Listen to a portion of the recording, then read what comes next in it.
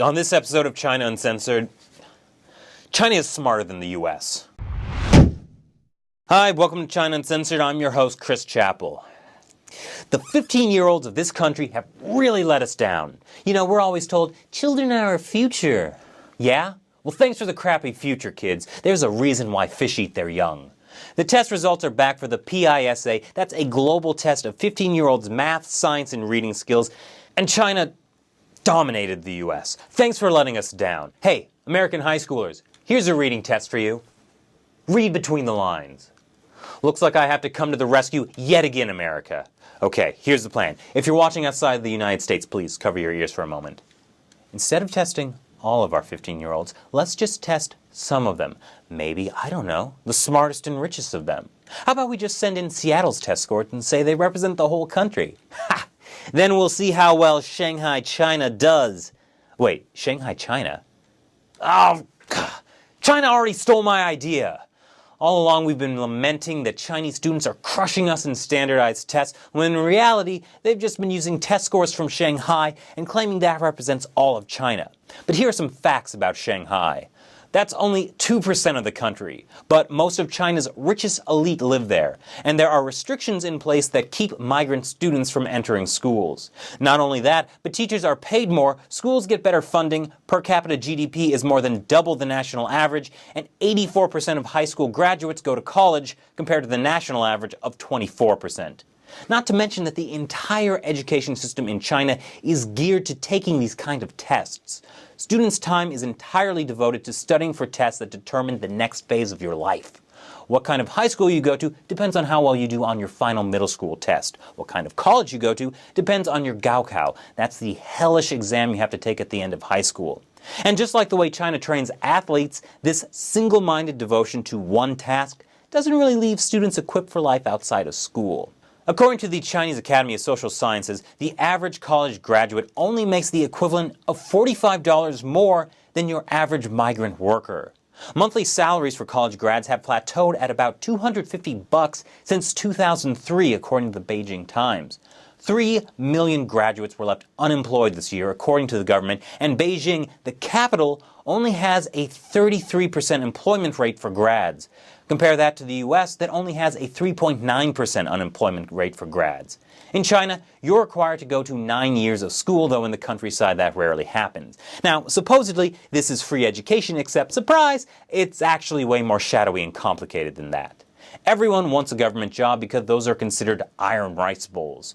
Even if you don't make much money, the connections you make and the strings you can pull mean you can make a lot of money off the books. But there are 1.3 billion people in China and there aren't that many government jobs. So how do you get a government job?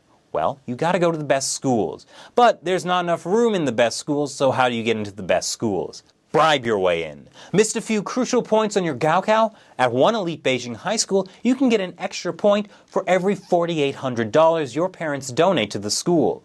Some Chinese media reported that to get into a high school with close ties to the coveted Renmin University in Beijing, all you need to do is grease the wheels with $80,000 to $130,000. Starts younger than that. The Clean China Kindergarten puts you on the fast track to Tsinghua University, where some of China's richest and most powerful have attended.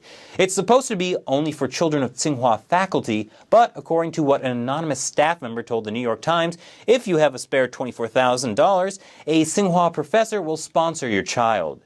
Teachers make squat in China, so everything has a price. Admission, placement in top classes, position as class monitors, even the seats closest to the blackboard. And let's just say Teacher Appreciation Day gets a little wild.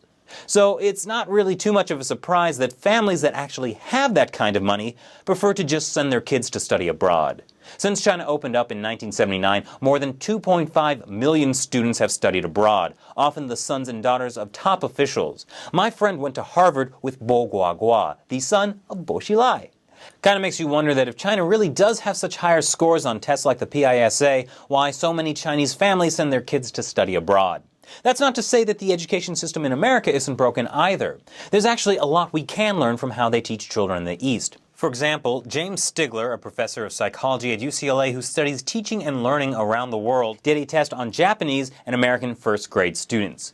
He basically gave these kids an impossible math problem, way beyond what they would be able to solve. The American kids gave up after about 30 seconds. The Japanese students tried for an hour. And I think this is part of the problem with our cultural values in the US, the idea that either you are intelligent or you aren't. And the US education system has a variety of standardized tests, and in some areas splits kids into honor classes by the second grade, all of which drills into these kids' mind that whether they're smart is something fundamental and unchanging about them. If you struggle with something, then it's just part of who you are and you can't change it. It's a weakness. That's not what they're taught in the East. In Asian cultures, suffering is a good thing. And because it's a good thing, if you struggle with, say, a subject in school, it's not because you lack intelligence, it's an opportunity to face the challenge and overcome it. Struggling is a sign of strength. And that's why I think those Japanese students tried for an hour to do what the American students gave up trying after only 30 seconds. So the American education system is struggling. Shall we say that's a weakness or a strength? And as for those no-good Shanghai students beating the world, I hear school was just canceled because of off-the-scale pollution. Haha, the gap is closing. Thanks for watching this episode of China Uncensored. Be sure to check out the Facebook and Twitter page for more. Once again, I'm Chris Chappell. See you next time.